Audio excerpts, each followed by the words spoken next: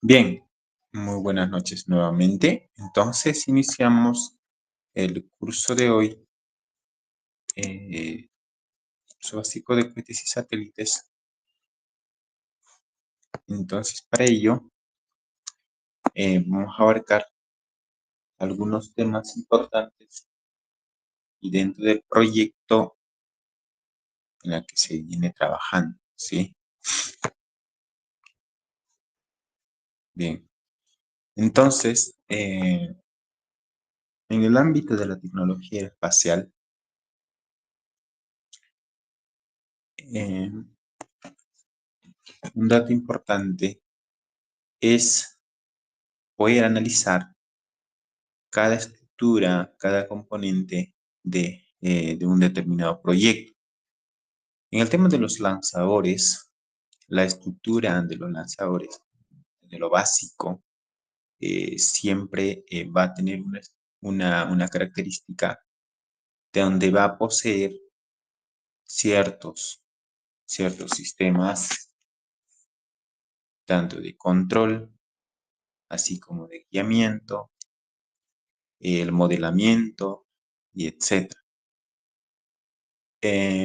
Un determinado o un cohete es denominado se define como un vehículo, ¿sí?, que pueda transportar cargas útiles hasta una determinada órbita o fuera de la atmósfera terrestre. Bien, los vehículos, en este caso, que pueden ser denominados como lanzadores o cohetes espaciales, van a tener estructura que va a ser importante para poder realizar un vuelo con una determinada estabilidad y transportar ciertas cargas. En este gráfico, primero podemos observar uno de nuestros cohetes, el GSAT-1, que se ha desarrollado el año pasado para realizar algunas pruebas experimentales.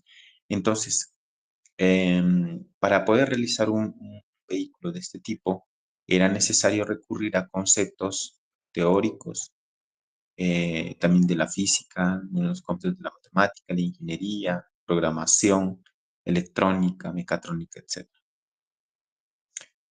Para ello se tenía que diseñar el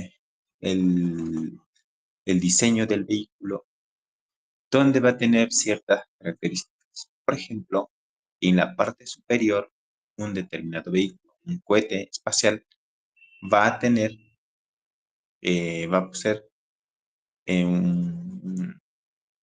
unas ojivas, ¿ok? Unas ojivas, estas ojivas que pueden ser de diferentes características, ¿sí? Hay ojivas tipo cónicas, ojivas exponenciales, ojivas también, bueno, son algunas características, ¿no?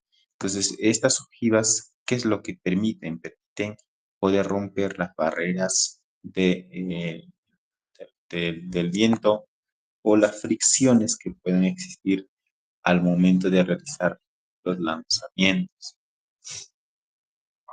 Estos pequeños, bueno, cohetes que pueden ser experimentales, generalmente para obtener datos e información del medio ambiente.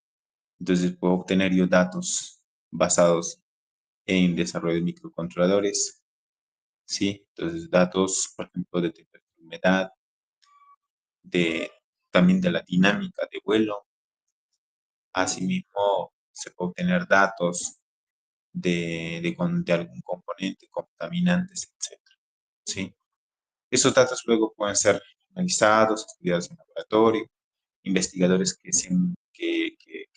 quieran estudiar en esta área lo usan para hacer modelamientos, a unos análisis, etc. La segunda etapa aquí, que sería el cuerpo,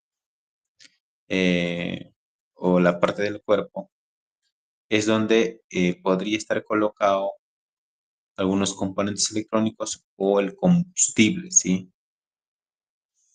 En el caso del GSAT-2 o GSAT-1, disculpe, que es un vehículo que lo desarrollamos, este tipo de cohete solo posee todo una sola etapa, es decir, se lanza todo y se recupera todo.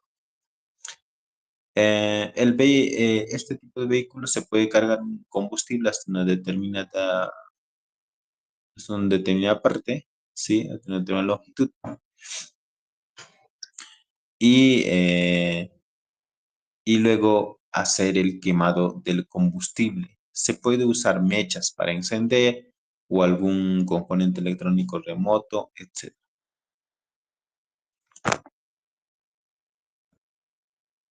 Las dimensiones de este vehículo tuvieron aproximadamente entre 80 a 90 centímetros, ¿sí? Fue pequeño y poseían aletas aerodinámicas en esta parte. ¿Ok? Estas aletas aerodinámicas ayudaban a estabilizar el vehículo en el transcurso de su trayectoria, ¿sí? Entonces podía yo controlar eh, los puntos de inestabilidad al momento de ser lanzado. Para ello se puede usar servomotores, pequeños motores o servomotores, para poder controlar, basados en los ángulos, las aletas aerodinámicas.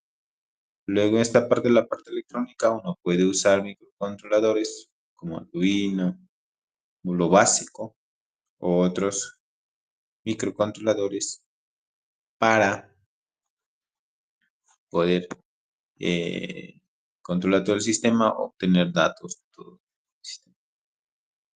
Ahora, ¿cuál es la diferencia con este vehículo de varias etapas?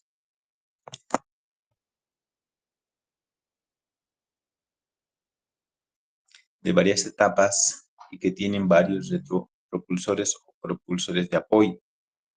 La ventaja aquí es, la ventaja o la diferencia es que este vehículo tiene varias etapas de combustible. Por ejemplo, en la primera tiene otro combustible, en la primera tiene combustible, también aquí tiene combustible.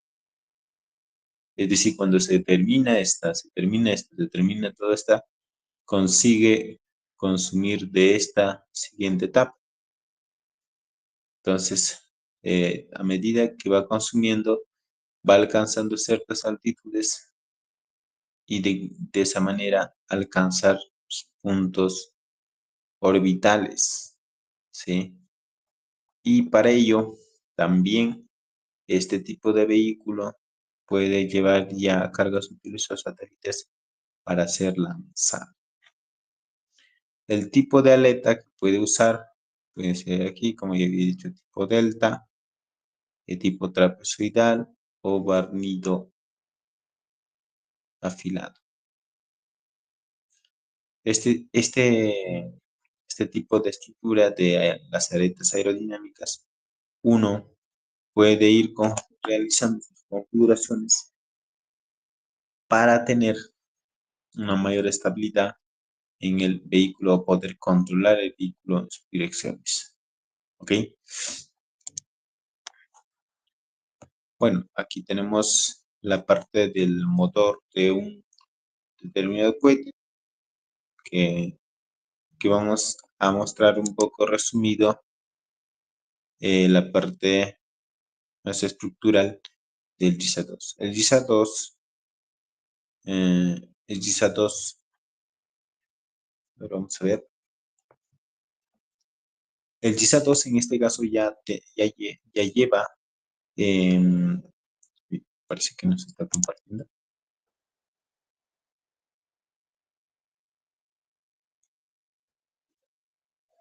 Parece que no se corren aquí. Vamos a ver.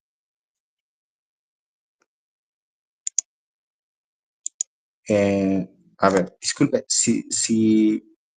la, si está pasando el PPT, parece que se detuvo.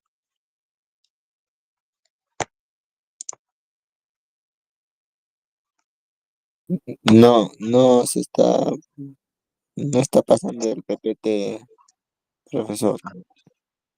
A ver, voy a compartir de nuevo.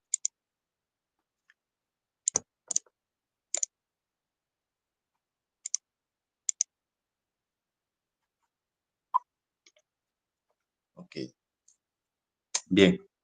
Entonces, vamos aquí.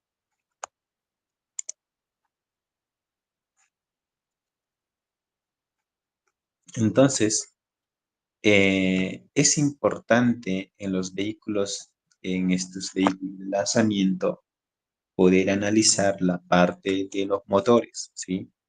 Son los fuentes fundamental para que estos cohetes o vehículos puedan alcanzar ciertas altitudes.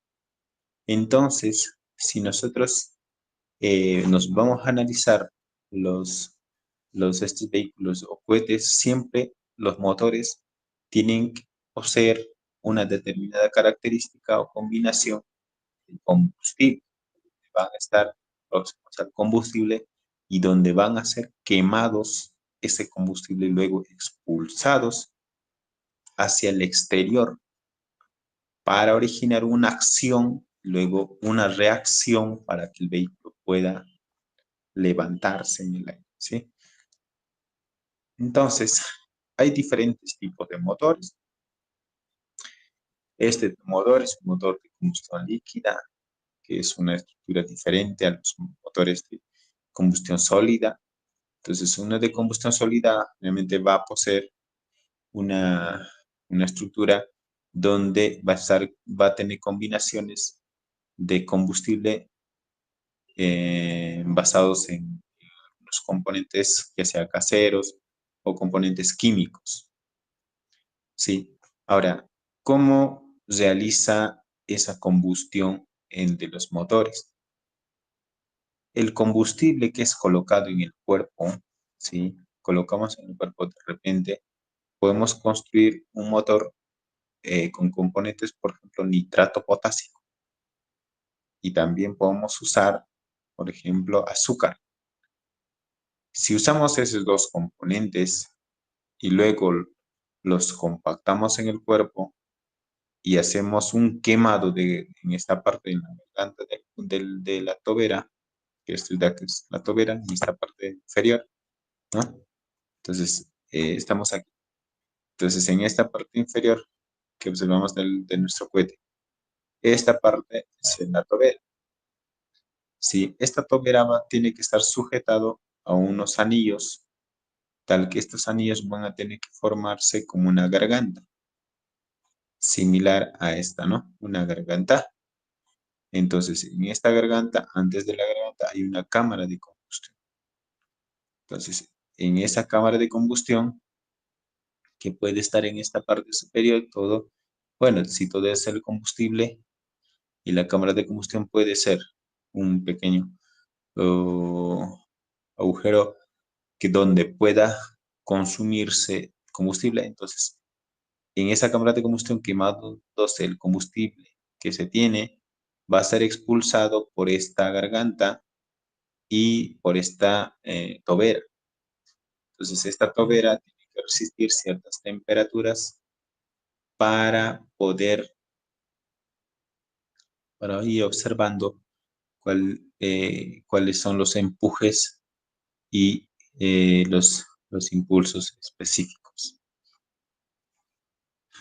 Entonces, cuando se hace un quemado del combustible, es decir, que se quema todo el combustible y son expulsados y nosotros podemos ir regulando esta garganta o estos anillos para poder observar la eficiencia que tendría el motor. Generalmente en los vehículos de combustión sólida A veces son compactados de uno solo y esa regulación no necesariamente se va a poder hacer por el combustible porque una vez que ya enciende, el combustible sólido se consume todo, se empieza a consumir. Entonces, cuando ya se empieza a consumir todo, a veces ya no podemos pararlo o controlarlo.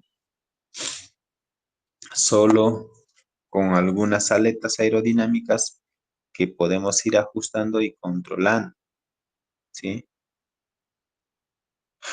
Bien, eh, y esta garganta que poseen estos vehículos pueden ser ajustados dependiendo de la cantidad de empuje que se está originando, ¿sí?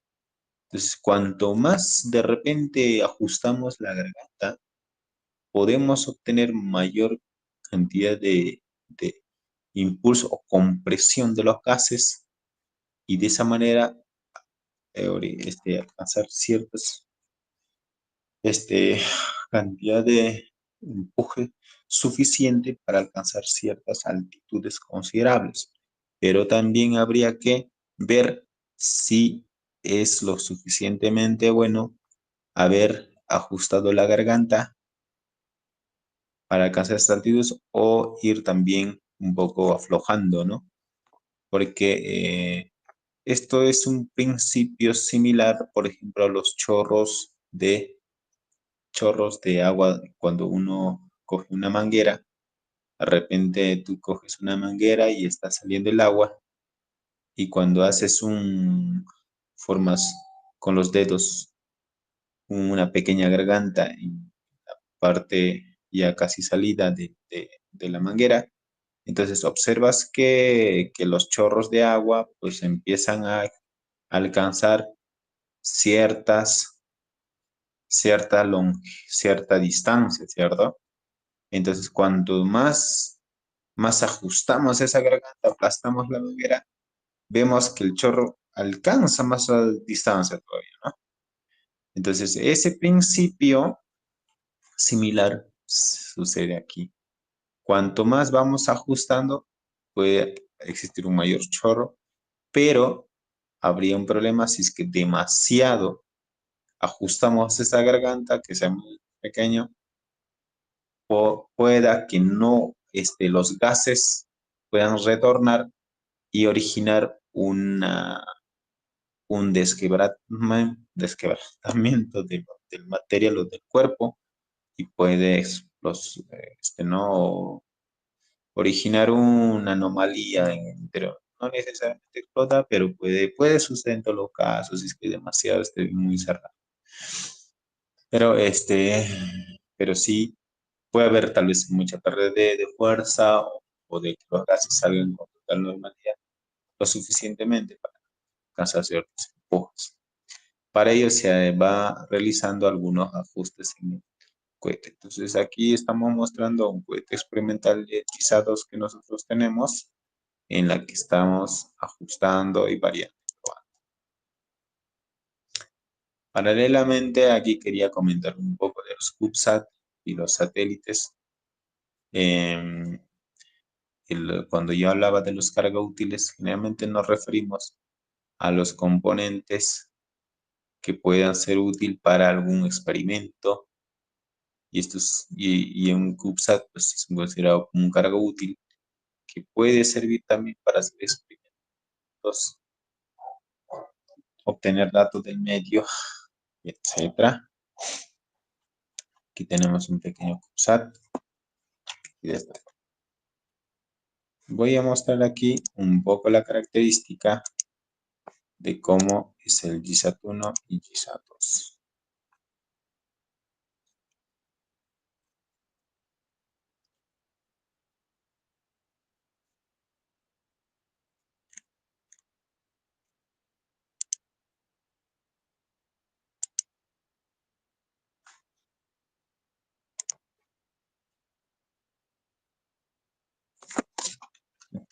Vamos a mostrar.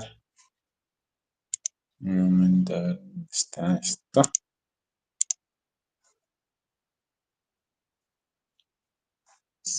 A ver.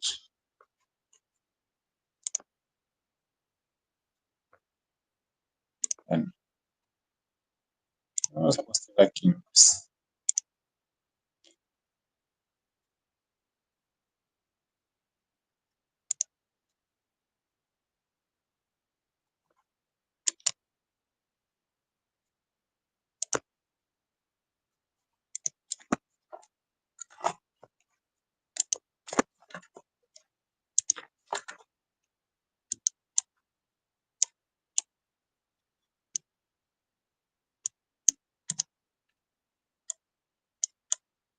Entonces, aquí podemos hacer una representación del GISA2 y el GISA3. El GISA1 anteriormente ya había mostrado cuál era la característica, y el GISA2, que es esta estructura, y el GISA3. ¿Cuál es la diferencia entre este cohete y este cohete? En este caso de este cohete, bueno, posee sus pequeños retropropulsores, generalmente para poder ayudar en el impulso del empuje o en la recuperación completa del vehículo al momento de la caída. Sí, entonces puede tener esas funcionalidades. Las aletas aerodinámicas siempre están ahí presentes. Y en este vehículo también tiene esa característica. Aletas aerodinámicas también por aquí.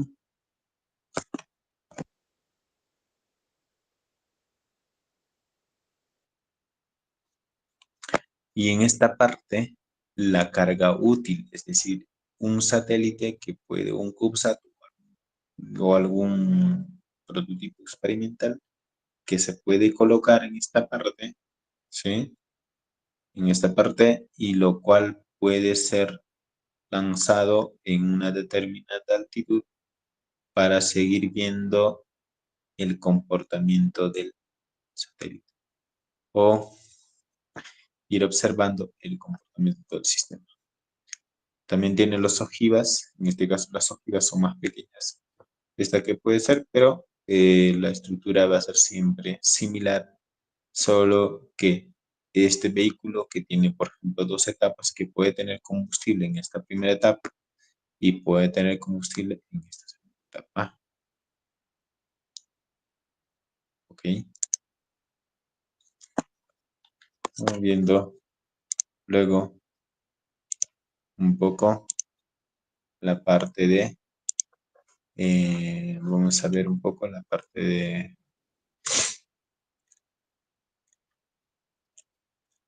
a ver, la parte historial de la carrera espacial.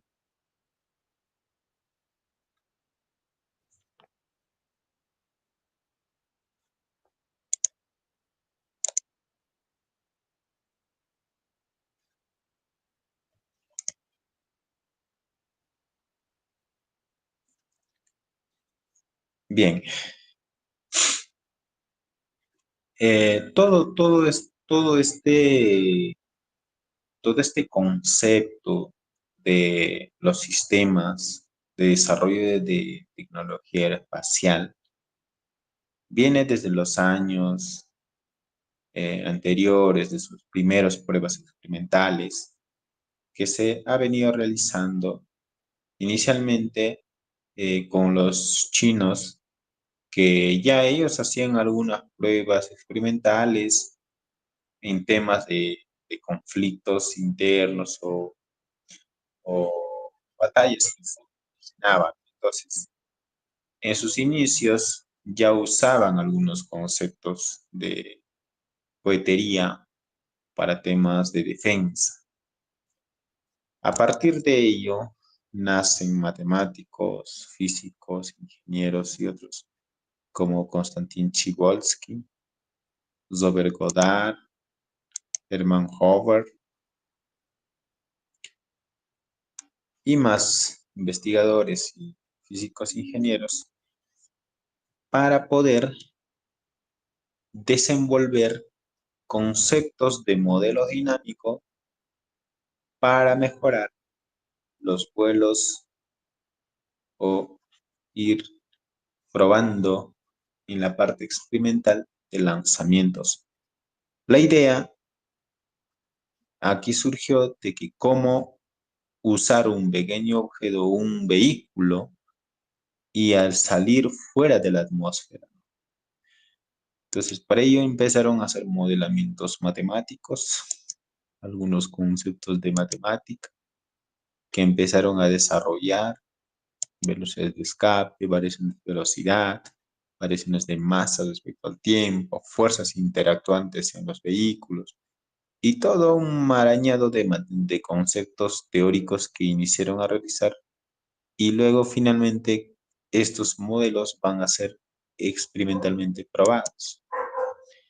Entonces, ya en esos años, cuando Robert Goddard inició con este desarrollo ya de más experimental, empezó a probar en motores de combustión líquida. Entonces, bueno, antes de ello habían usado ciertamente cohetes de combustión sólida, pero para poder empezar a alcanzar mayores altitudes o alcanzar fuera de la atmósfera, era necesario estudiar composiciones químicas en estado. Entonces, a partir de ello se desenvuelven primeras pequeñas pruebas experimentales. Tenemos aquí a Pedro Paulet, también un peruano de alto renombre que también ha realizado aportes dentro de esta área y lo cual pues, Pedro Paulet ha sido alguien que inició realizando experimentos con motores de combustión líquida, lo cual lo consiguió y por ello fue reconocido en muchas universidades y quien los aprovechó, luego van a venir ciertos ciertos especialistas, etcétera. Vamos a ver aquí.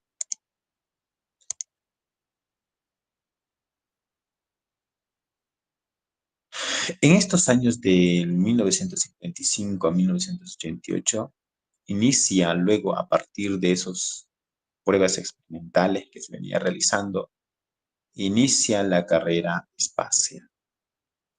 ¿Ok? Entonces, esta carrera espacial inicia con dos países que empezaron a aprovechar esa tecnología. Primero, inicia la ex Unión Soviética con sus lanzadores o vehículos de prueba Luna 1 hasta Luna 4. De igual manera, Estados Unidos inicia con sus misiones de Ranger 1, 2, 3, 4 y 5. Igual manera. Luego nace Pioners, Goromo y otros. Entonces, había una disputa de tecnología, de lanzamiento de vehículos. Yo creo que, al igual que ahora que se está lanzando casi semanal, las compañías lanzan, en esos años hacían lo mismo. Los lanzamientos eran constantes. Claro, inicialmente tenían dificultad en lanzamiento, pero de esa manera uno iba desarrollando y mejorando la tecnología hasta que, eh, hasta que alcanzaron la luna, ¿sí? O sea, tenían misiones de alcanzar. Todos estos conceptos en el ámbito de la tecnología espacial siempre se va a requerir de conceptos avanzados. ¿Okay? Siempre, o sea, todos los que llegan. Por eso es que las carreras de ingeniería espacial son muy caras de estudiarlas y también de implementarlas. ¿Okay? Entonces, nosotros como especialistas en esta área y como empresa que estamos trabajando, ya en esta área damos esa facilidad para que quienes estén interesados también puedan aprender lo que nosotros también hemos aprendido. Eh, para ello, estas tecnologías siempre van a ser recurridos a conceptos matemáticos avanzados, como por ejemplo el problema de los tres cuerpos, para alcanzar objetivos determinados o planetas, asteroides o algún objetivo fuera de la atmósfera. Entonces, cuando Luna estamos hablando en 1959, estamos hablando ya más de 100, ya más, ¿no? Estamos hablando de 20, 25, ahora 50, pues, ya pasaron muchos años. Eh, a esos años, la ex Unión Soviética, Estados Unidos, estaban implementando matemática avanzada, sistema de control electrónica avanzado de alta tecnología, que su objetivo era alcanzar la superficie lunar, ¿ok? No era solamente alcanzar o salir de la atmósfera, como nosotros estamos intentando hacer, y en Perú, lamentablemente, que ni siquiera acá los científicos, los que tenemos autoridades, hasta el mejor investigador del Perú, que solo está pensando en llegar a ser un investigador renacido, cosas así. Ok, pero todavía no hay esa mentalidad donde queramos salir de la atmósfera y alcanzar otros planetas o alcanzar otros astros, lo cual obviamente para nosotros en un país con baja tecnología es algo imposible, ¿no? Pero para esos países que en esos años, que también en su momento seguramente parecían imposibles, apostaron por invertir en tecnología. Y era tan avanzada esa tecnología que su objetivo era alcanzar la luna de por sí. Entonces esta carrera espacial que se originó fue fruto de esa inversión primero. O sea, hay que invertir, se invirtieron tanto. También el interés y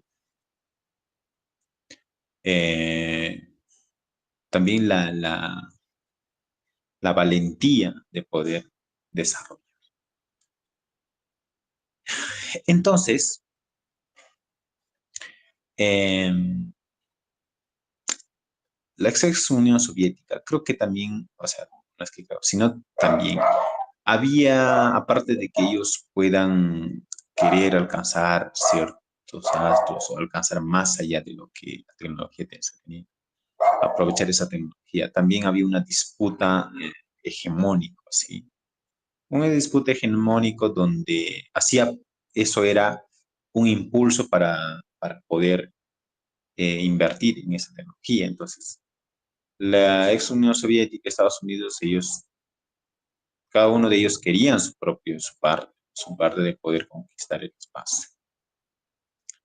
Basados en ello, tenían que invertir en tecnología y también ocupar el mercado mundial, lo cual lo han conseguido porque, si bien es cierto, nosotros usamos el celular, el internet y todas esas cosas, los pagamos y los pagamos pues, a ellos, porque ellos han ocupado ese mercado basado en ese desarrollo. Y entonces, basado en ello, nosotros siempre tenemos que recurrir a entender cómo o qué modelos se usaron para poder alcanzar ciertos objetivos. Entonces, basados en un problema de los tres cuerpos, que no voy a explicar mucho a detalle aquí porque es para conceptos avanzados, un modelo donde me permita alcanzar un astro, como es la luna, luego retornar, traer objetos, minerales, etcétera, o descubrir. Entonces empezaron a desenvolver modelos, este modelo, que ahora es muy conocido, basado en este modelo, hicieron trayectorias, simularon tantas trayectorias que dentro de esas trayectorias escogieron las trayectorias donde puedan pasar próximos de esos astros. Entonces, matemáticamente, yo puedo desenvolver esto de aquí, simular y diseñar estos modelos. Esta simulación de trayectoria. Entonces, si yo digo, doy una determinada condición inicial y la trayectoria de este vehículo de lanzamiento pasa próximo a la Luna, entonces es lo más, hay un cierto porcentaje de que sí voy a alcanzar la superficie. ¿Ok? Entonces este es un fundamento bastante claro donde el hombre fácilmente haya llegado a la superficie lunar y que lo podría hacer también. ¿Ok? Tal vez hay muchos que uno cuando no conoce los fundamentos que hay por detrás, uno no entiende o no cree como que el hombre ha llegado a la luna, eh, como que ahora las naves han salido de la atmósfera, o sea, o sea, no comprenden el concepto porque no entienden qué es lo que hay, cuál es el concepto o definición que hay por detrás. Entonces, cuando nosotros entendemos que hay un modelo que ya describe el comportamiento de la trayectoria de los vehículos, inclusive pasando próximo. Y estos modelos de aquí, que estas trayectorias que estamos observando, son las trayectorias justamente que usaron la misión Apolo para poder alcanzar la superficie lunar y de igual manera la ex Unión Soviética también. Y no era tan complejo, porque era simplemente desenvolver un modelo basados en las ecuaciones de la tercera ley de Newton relacionando tres cuerpos, un primer cuerpo, una masa 1, que sería la Tierra, una masa 2, que sería la Luna, y una masa 3, que sería el vehículo o el lanzador, o en este caso el cohete con un determinado vehículo o satélite. Entonces, desenvolviendo una ecuación basada en este concepto geométrico, matemático y luego físico, puedo yo desenvolver estas trayectorias y luego implementar en el software del sistema y de esa manera desarrollar todo el sistema. ¿Ok? Entonces, basados en ello, en el año 1955 al 1988, que había esa pugna, el Apolo 11 fue lanzado en 1968, más o menos, donde empezaron a tripular próximos a las órbitas lunares. Y no solamente Estados Unidos se dice, bueno, aquí sí voy a ser un poco claro, porque no solamente Estados Unidos llegó a la superficie lunar, también llegó la ex Unión Soviética. Llegó con tres intentos. La primera enviaron insectos, segunda enviaron mascotas y en la tercera rodearon, no pudieron aterrizar, pero solo pasaron próximos a esto. Ahora, tripulado humano, ay sí, tripulado humano sí, Estados Unidos, pero bueno, Rusia, ellos que también pudieron haber llegado, pero nunca lo delatan. Eh, siempre tienen restrictos sus conceptos ellos. Y yo pienso que ellos también hayan llegado porque se detuvieron una vez que hayan alcanzado porque si no Rusia o ex Unión Soviética hubiese seguido, bueno, aunque la Segunda Guerra Mundial y otros conflictos que ocurrieron, pues que un poco los dificultaron. Luego tenemos las misiones, luego empezó a desarrollarse las estaciones espaciales, Salyut, que también fue de la ex Unión Soviética. Y en realidad los soviéticos también tuvieron una tecnología avanzada, ¿no? Que desarrollaron y que ellos son los primeros que también desarrollaron los primeros laboratorios como las estaciones espaciales. El Salyut, luego el Mir, luego Salyut y Skylab, y luego ya viene último la Estación Espacial ISS, que es de Estados Unidos, ¿no? Que existe hoy. Pero que ahora ya China también tiene su estación espacial, que va a tener Rusia, etc. Entonces, todas estas tecnologías que vienen desarrollándose en la tecnología espacial tienen ciertos beneficios, ventajas. Uno, interés comercial, desarrollo de rovers, lunares, sistemas robóticos, vehículos de exploración, desarrollar vehículos de exploración. Solo desarrollar un vehículo de exploración demanda de mucho fondos, pero también ganancias exorbitantes. Artemis 2, misión de orbitadores, transporte, cargas útiles a la superficie lunar, satélites artificiales alrededor de la Luna, extracción de recursos naturales y futuras bases tripuladas. Y sin fin otros también misiones. ¿Ok? Y aquí vamos a hacer una representación geográfica de todo el espacio terrestre y lunar, donde la Luna se encuentra aquí, puntos de esta pie de Lagrange, L1, L2, L3, L4, L5. Estos puntos son puntos de estabilidad, es decir, puntos calmados, puntos donde las cosas son más calmadas, no hay mucho ruido, muchas perturbaciones, sino son zonas bastante tranquilas donde fácilmente se pueden colocar estaciones espaciales, laboratorios, un experimento. Bien, hasta aquí alguna consulta.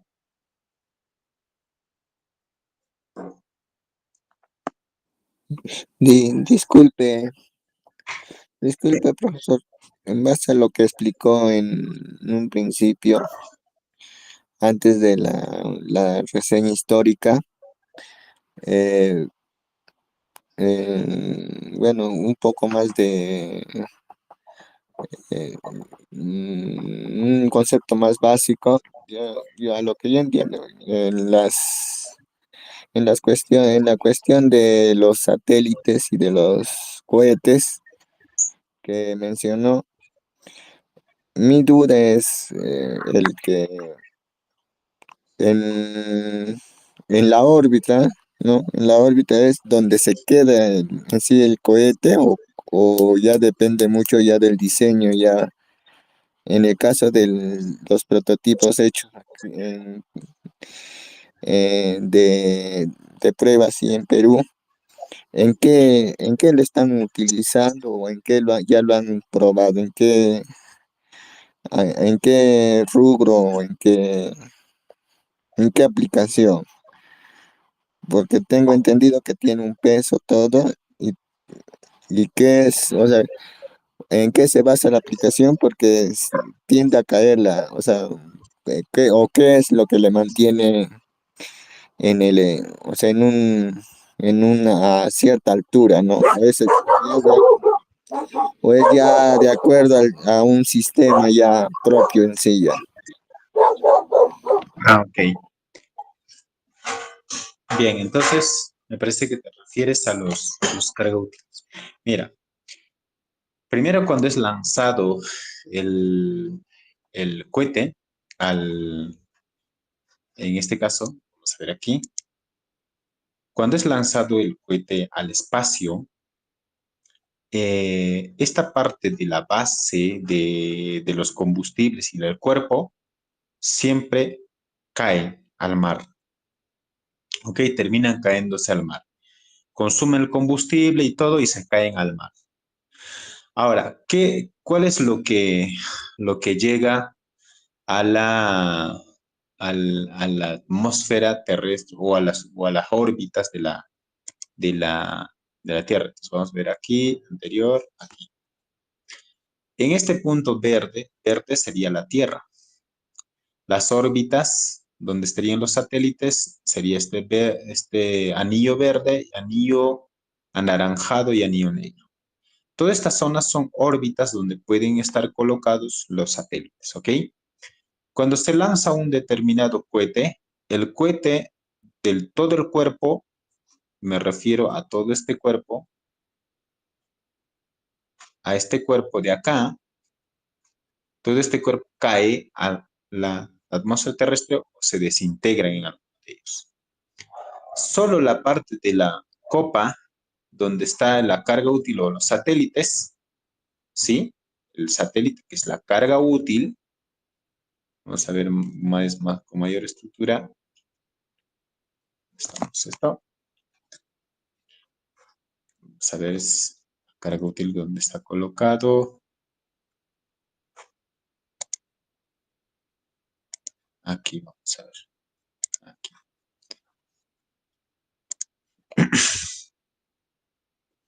Entonces, en esta parte, tenemos todo el cuerpo del vehículo. Todo este cuerpo de combustible, componentes electrónicos que puede existir, mecánico, todo esto cae a la Tierra, ¿ok? Se vuelve a caer. Cuando llega a una determinada altitud, casi hasta la línea de karma o casi hasta cuando ya está por salir fuera de la Tierra, ¿sí? Lo que queda, lo que sigue viajando en el espacio es esta de aquí. Esta carga útil, lo que está en la parte superior, es esta, satélite. Entonces, solo esta nada más llega al espacio. Ahora, cuando es colocado, se coloca justamente en estas zonas de aquí. Vamos aquí.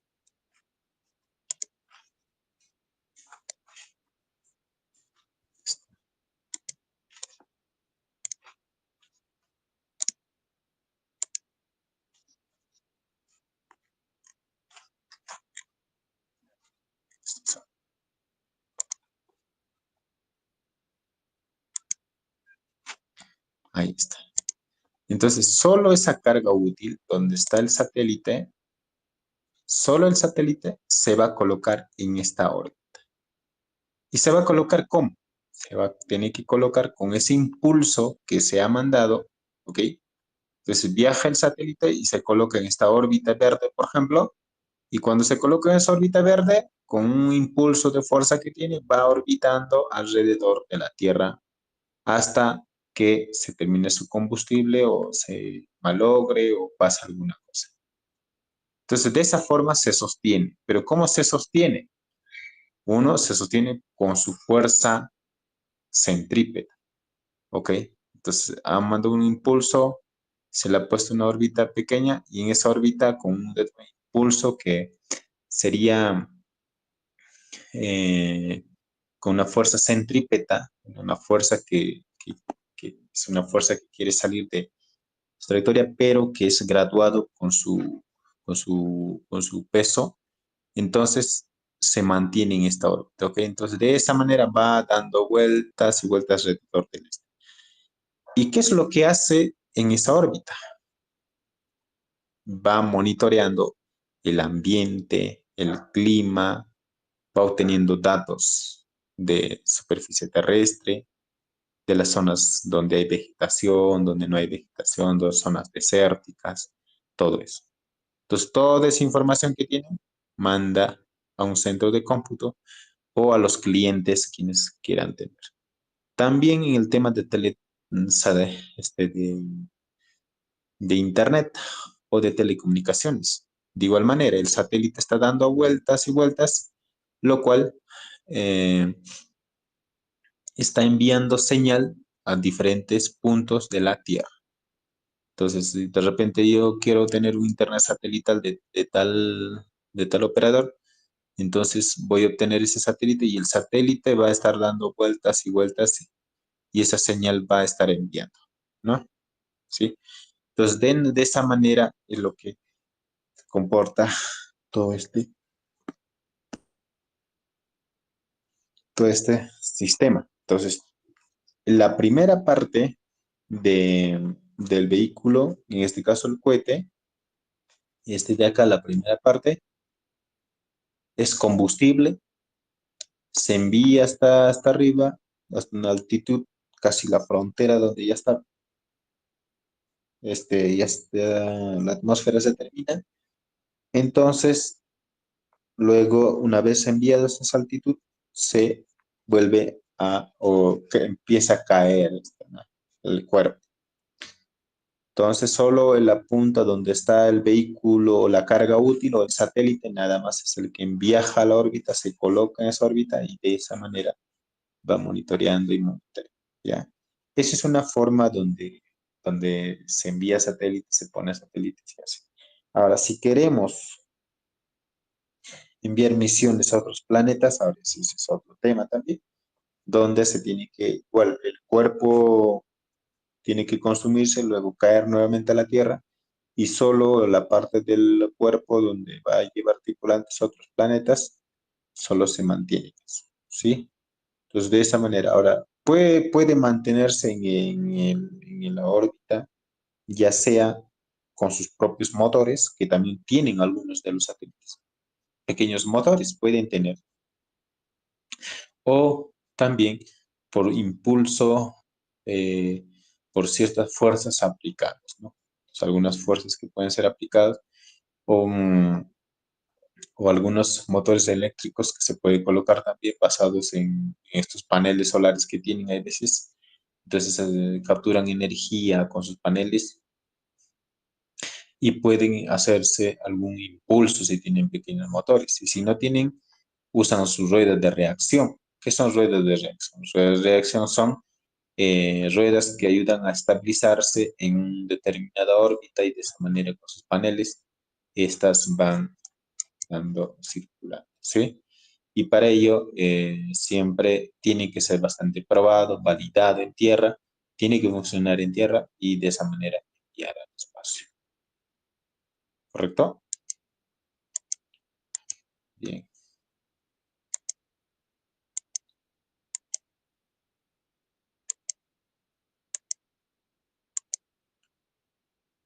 Bien, entonces aquí continuando, el satélite puede tener una estructura de esta forma.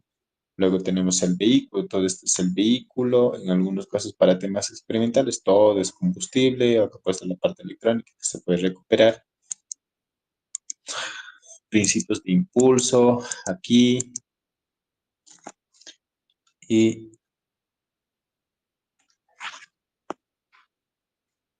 de esta manera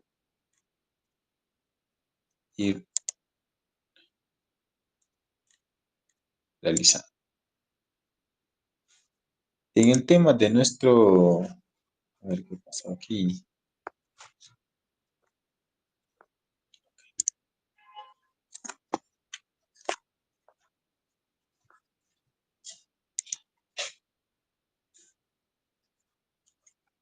En el tema de nuestro vehículo, las características son los siguientes. Nosotros tenemos un cohete aquí. Este cohete, si no tiene carga útil, puede tener componentes electrónicos, se puede salvar también mediante paracaídas, pero que sí pueden llevar datos o obtener datos de monitoreo ambiental, de clima y otros, donde estos no van a salir fuera de la atmósfera, sino van a alcanzar solo una altitud. Por lo tanto, todo el cuerpo va a tener que caer. De igual manera, otro satélite, otro cohete, un GISA-3, por ejemplo, aquí, que tiene una estructura que igual posee un cargo útil o un satélite que puede ser lanzado y luego monitoreado y de esa manera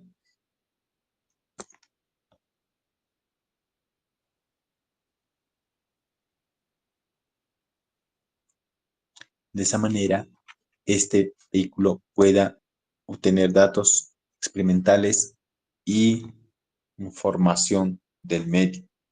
Se puede colocar un determinado CubeSat por aquí, un satélite, para ser lanzado y hacer estudios, ¿sí? Estudios experimentales y obtener gran cantidad de datos de diferentes parámetros. Asimismo, se puede hacer estudio también de toda la dinámica del cuerpo cuando vuela en el espacio. Bien, entonces eso es uno de los...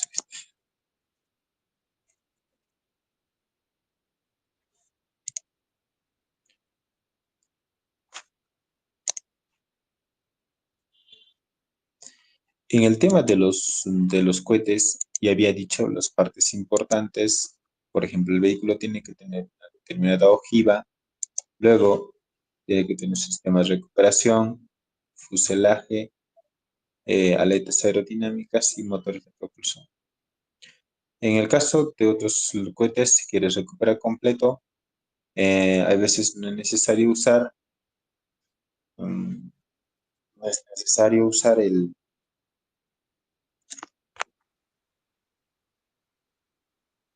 los paracaídas, sino puedes usar unos retropropulsores como los otros cohetes DISAT para poder recuperar todo el vehículo completo, ¿sí?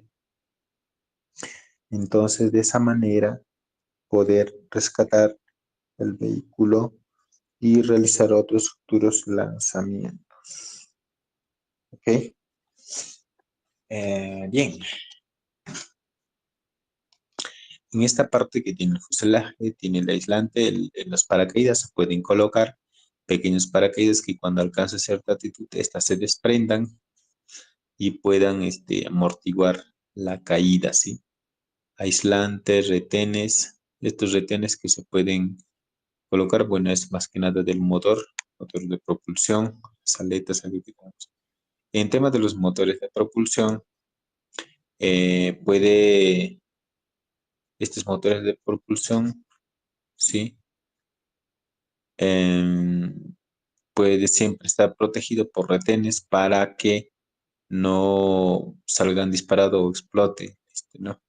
Entonces siempre hay que ajustar estos retenes en los motores y de repente en algunos casos se puede poner guía de despegue y etcétera.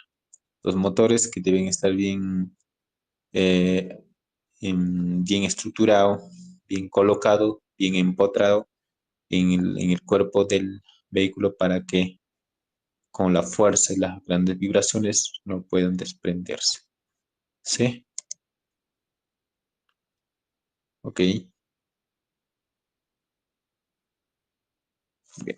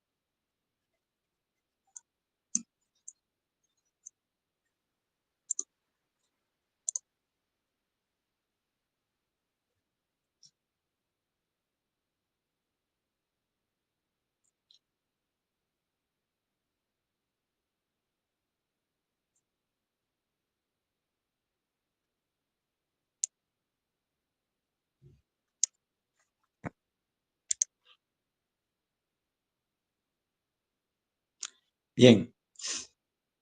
Entonces, en esta clase vamos a aprovechar un tema bastante importante en la cual se toca en la mecánica orbital y un poco de los conceptos espaciales, son las leyes que puedan regir estos lanzamientos. Entonces, hay leyes como ley de Kepler y las órbitas que pueden ser representadas de la siguiente forma, tanto la primera ley, segunda y tercera ley. La primera ley, ley de las órbitas. Nos dice que los planetas se mueven en órbitas elípticas alrededor del Sol, con el Sol en uno de los focos, ¿sí? Si bien es cierto, los planetas que se están moviendo, que se mueven en órbitas elípticas, estas van a depender de los efectos de los campos gravitacionales que existen y que se originan en la Tierra, ¿no?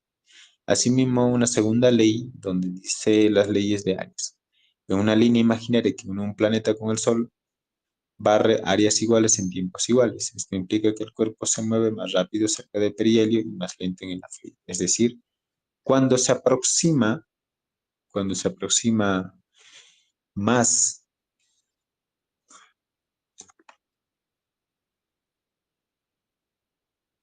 cuando se aproxima más a la superficie terrestre, por ejemplo, a la atmósfera terrestre, determinado objeto vehículo, la aceleración o el cuerpo se va moviendo con mayor rapidez, ¿sí? Eso es debido a que hay un factor de escape que puede existir. El afelio se refiere a una mayor distancia que puede existir con relación a la Tierra, en este caso, puede ser más lento en estas zonas porque alcanzaría un punto máximo. Asimismo, la tercera ley nos dice que la ley de los periodos, el cuadrado del diámetro, acá disculpe, el cuadrado del periodo, el periodo orbital de un planeta es proporcional al cubo del semieje mayor de su órbita. Esta tercera ley igual eh, es dependiente de los semiejes, etcétera, que origina entre la Luna y la Tierra o un determinado objeto. Puede existir diferentes tipos de órbitas según la energía específica, como órbitas elípticas, órbitas parabólicas, órbitas hiperbólicas, ¿no?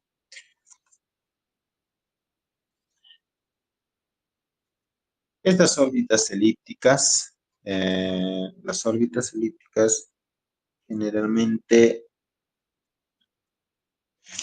son órbitas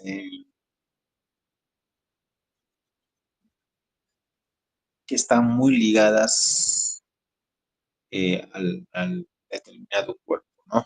Entonces, de repente la Tierra, por ejemplo, tiene una órbita elíptica alrededor del Sol porque están influenciadas por su campo gravitacional, pero hay un punto que también intenta escapar de ese campo gravitacional. Entonces se forman trayectorias elípticas, órbitas parabólicas. Se representa la trayectoria de órbitas cerradas y abiertas. Es decir, estas órbitas parabólicas, eh, su trayectoria, ok, su determinada trayectoria puede, puede ser, a ver, como formando una trayectoria alrededor de la Luna, pero con un semieje abierto. Entonces, generalmente estas órbitas parabólicas se observan cuando hacen transferencias de órbitas, quieren pasar de una órbita hacia otra órbita. Y en el caso de las órbitas hiperbólicas, son trayectorias abiertas que se hacen encuentros interplanetarios. En realidad, este diseño podemos nosotros diseñar más o menos de esta forma, ¿no? Vamos a diseñar. En el caso de las órbitas elípticas, sus órbitas están representadas de esta forma, donde yo tengo la Tierra por aquí, ¿sí? Tengo la Tierra en este punto, de esta forma. Y una siguiente, que sería la Tierra. Entonces, vamos a ponerlo más acá y esto de acá. ¿Sí? Ok. Entonces, ese sería más o menos una representación de una trayectoria elíptica que estaría dando, uh, que estaría formándose en puntos como Felipe y En las órbitas parabólicas, en este caso, ya esto cambia un poco debido a que el, esta trayectoria es dependiente.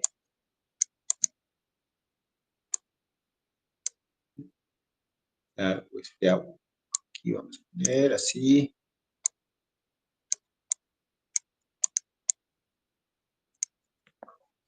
Entonces, si nosotros tenemos de repente este vehículo que luego, este vehículo puede pasar a una órbita de una primera y puede formar,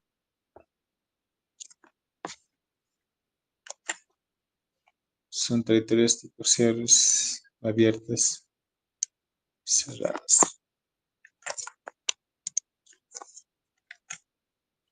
Entonces, si nosotros tenemos el CubeSat o el satélite por acá, entonces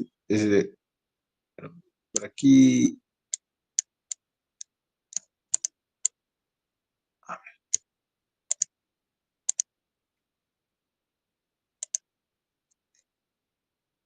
Cuando un determinado objeto pasa de un punto hacia una órbita secundaria, donde de repente la Luna estaría por aquí como centro y tengo una órbita aquí y este de aquí pasó aquí, esto podría considerarse como una órbita parabólica, ¿sí? Una órbita parabólica con determinado foco y excentricidad y de esta forma ya, ¿sí? Entonces, ahí tenemos una determinada órbita. Sale de la Tierra, pasa un espacio y se mete a una órbita donde hay un cuerpo, trayendo por un cuerpo. Entonces forma una trayectoria parabólica, que puede ser de esta forma, ¿no? Ahora, ¿qué pasa con la siguiente? Órbita hiperbólica son trayectorias abiertas utilizadas para encuentros interplanetarios. Estas hiperbólicas, sí, estas hiperbólicas generalmente son también tienen más o menos esta forma, pero que pueden hacer traspasos de una a otra órbita en largos tiempos, ¿no? O hacer una estructura de esta forma. Si yo tengo, si de repente estoy en una órbita ya, de repente el vehículo ya está en una órbita, ¿no? Vamos a describir así.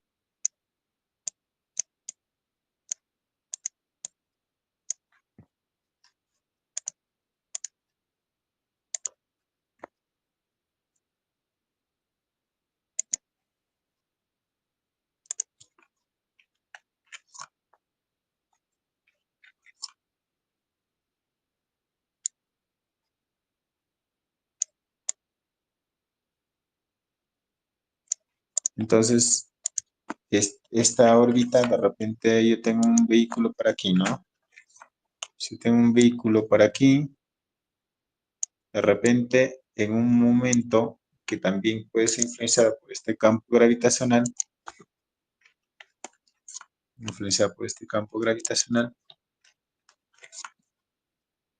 y puede tener un determinado foco.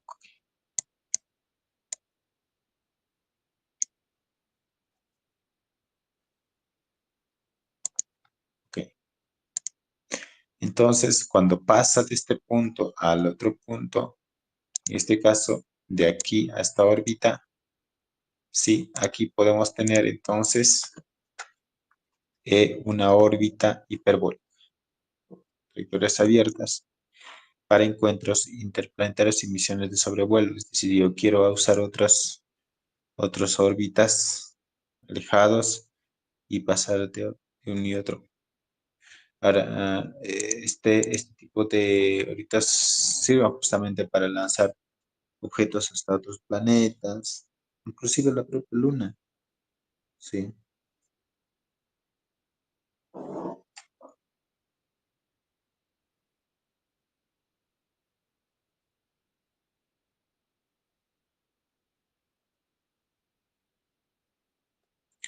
Bueno, las transferencias son similares a lo que decía que hay órbitas, solo que las transferencias son pasos que realiza para una determinada misión, que puede ser de cierto poco duración.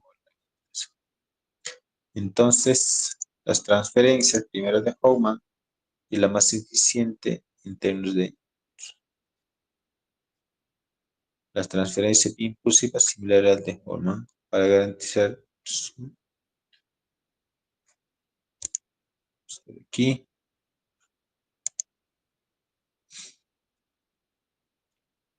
la transferencia impulsiva similar a los de Howman, pero optimizada para distancias grandes, ajustando en tiempos de impulsos. Las transferencias impulsivas similarmente se usan para hacer traspasos de una órbita hacia otra órbita y de esa manera poder alcanzar ciertos objetivos. Transferencias de baja energía, se puede usar los campos gravitacionales, ok, se puede usar ciertos campos gravitacionales, ya sea de la Luna o de la Tierra, para poder eh, alcanzar ciertas órbitas. ¿Ok? Finalmente, hablamos de las trayectorias interplanetarias. Estas trayectorias interplanetarias que pueden estar basados en transferencia óptima o transferencia de Hohmann o transferencia de baja energía. ¿Ok? Entonces, de esta forma, ah, podemos tener algunos conceptos básicos sobre, sobre este comportamiento de órbitas, también un poco de los cohetes, de los satélites. En el tema de los satélites, un poco ahí comentando, ustedes pueden ser voluntariados em, para ir desarrollando también este tipo de satélites. Entonces es necesario aquí, por ejemplo, conocer cada componente de este CubeSat. Estos tipos de CubeSat tienen, tienen su estructura, estructura donde esta estructura pueden poseer antenas, pueden poner paneles solares, celdas para obtener alguna información de sensor, cámaras de alta resolución, algunos sensores para enviar o recepcionar información o reenviar.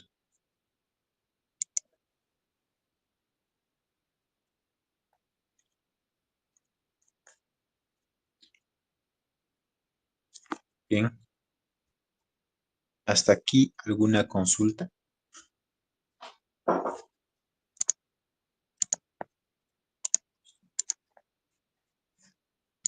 Mm, todo claro, profesor.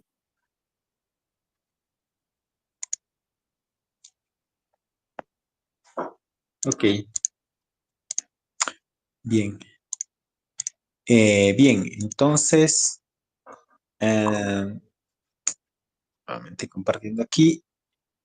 La parte de desarrollo, en estos casos, siempre es importante tener materiales como ruedas de reacción, motores, para poder ir implementando las ruedas de reacción, asimismo materiales de papeles aluminiados o de oro, asimismo controladores de motores.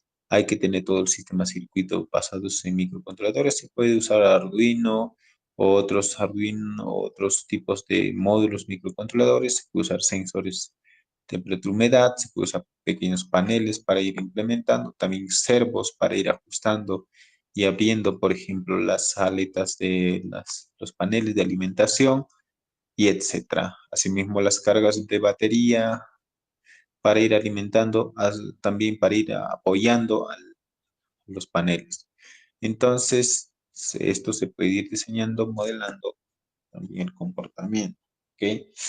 Bien, yo creo que aquí nos quedamos en la siguiente. Vamos a realizar un poco de simulaciones, un poco de desarrollo de los cohetes, también un poco de programación básica para ir entendiendo cómo se va estructurando los cohetes y cómo se va armando. Entonces, ya en la siguiente vamos a desenvolver. Para eso te recomiendo, Leonel, puedas instalarte el programa Rockets, Open Rockets, que voy a facilitarte por aquí.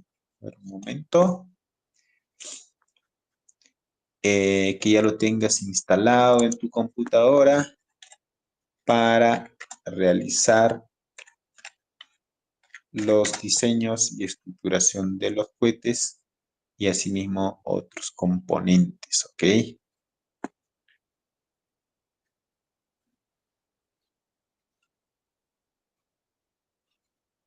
Entonces es fácil de instalar, descargar también, un software libre que uno puede usarlo para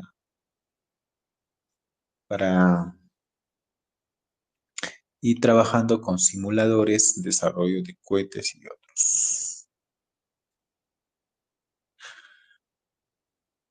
Entonces vamos a iniciar construyendo el cohete. Aquí simplemente hay que descargar Townland, esta parte. Para ello, aquí voy a compartir. Seleccionas para Windows y haces la instalación por aquí.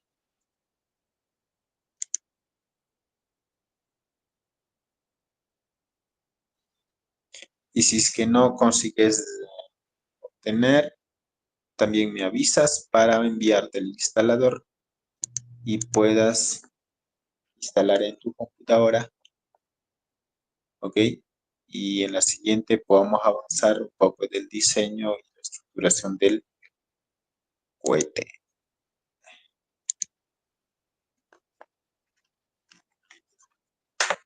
Está.